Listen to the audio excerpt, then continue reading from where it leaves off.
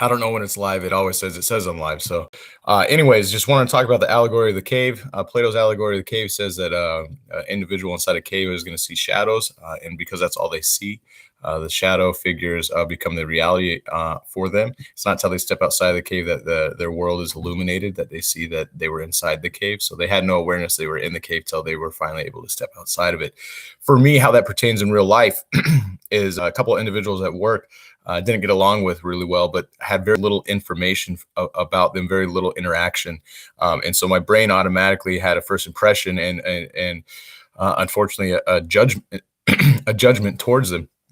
Fast forward a couple months down the road, absolutely some of my favorite human beings at work. Love our interactions, love the people, excited to see them every day. That being said, it was as though what was exciting about that transformation of thought and perception is that I stepped outside the cave, and it shows that your world is sort of illusionary, that what we believe is real. For me, that person exists in my world, and I thought that the world was a certain way based on how they were. But because my perception of them changed, and now my interactions with them have changed, and my feelings towards them have changed, now my world is different by one person. So it's not the same world that I live in anymore. And so what's cool for me is I feel like that is just a stepping stone, that once you live in a cave, you step outside the cave and now you're in the illuminated world. If that's the world you continue to live in, that new world becomes the new cave. And it's not until you continue to progress forward to a higher and higher understanding that you continue to exit the cave and re-enter the cave, and exit the cave and re-enter the cave, because now my world is a certain way. And it's not until I gain more wisdom or understanding or transformation within myself that the world will change. And so what's exciting too, on a bigger scale, growing up, my cave was the world just kind of happened, and it was up to me, how I react to it and try to be the best person as possible. And now my belief system, my perception is that my inner state is creating the outer state of the world.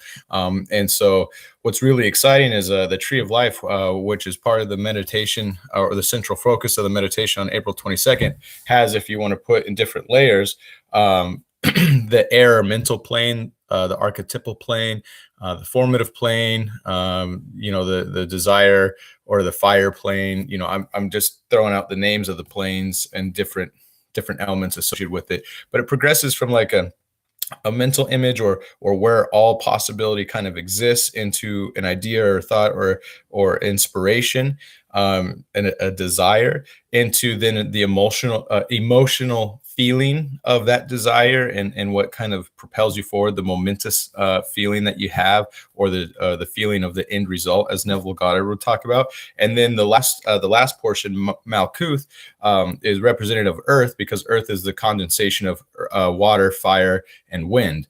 And so the Earth, or the last portion, is the physical manifestation, which you experience. And so what's really exciting is when you go through those stages, I get really excited about that, because I'm starting to understand that my new cave is that your thoughts and feelings and inspirations and images in your head coupled together will create the reality that you're experiencing.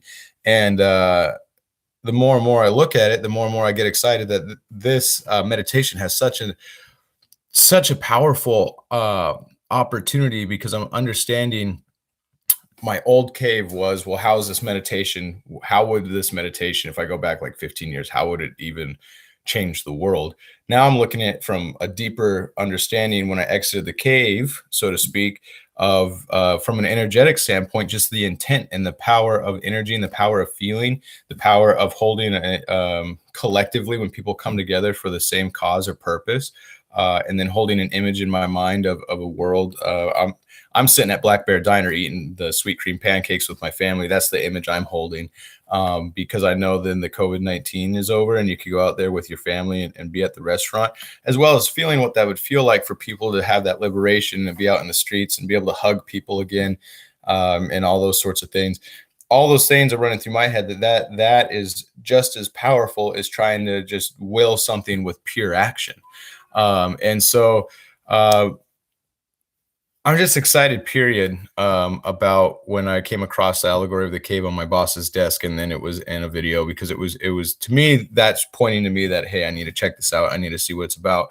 And once I did, I started realizing it over and over again that the more levels I've progressed, that again the old cave becomes the new illuminated world, and the new illuminated world becomes the new cave, and then you have to continue to progress through there. And it's really exciting because last point here.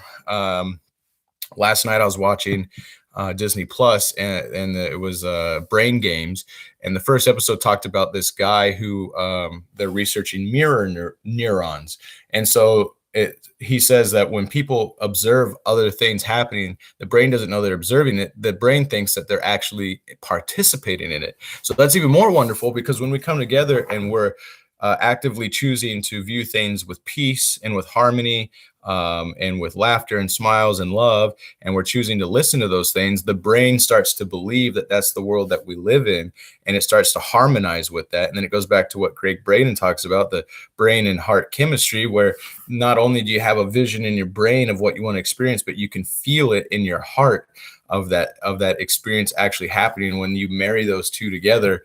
I mean, there's so many different levels to it, but I'm just saying, I'm excited. I'm really excited, and I hope you guys are excited too. I am so excited for this Wednesday because I know on an energetic level it is going to be supremely powerful. I hope you all participate in the meditation. Again, 3 p.m. Pacific Standard Time. However, you can watch it anytime for the 24 hours because of the energy of that day. Last thing, go Lakers. LeBron James. I know a lot of people like Michael Jordan as the GOAT. Michael Jordan was phenomenal. Watched him in 1996 against Seattle Supersonics. He went 5-19 in Game 6. They won Game 6, but 5-19 is almost 25% field goal percentage. People give him a pass for that. LeBron James, man, he's the GOAT. Go Lakers. Love you guys. Have a good day.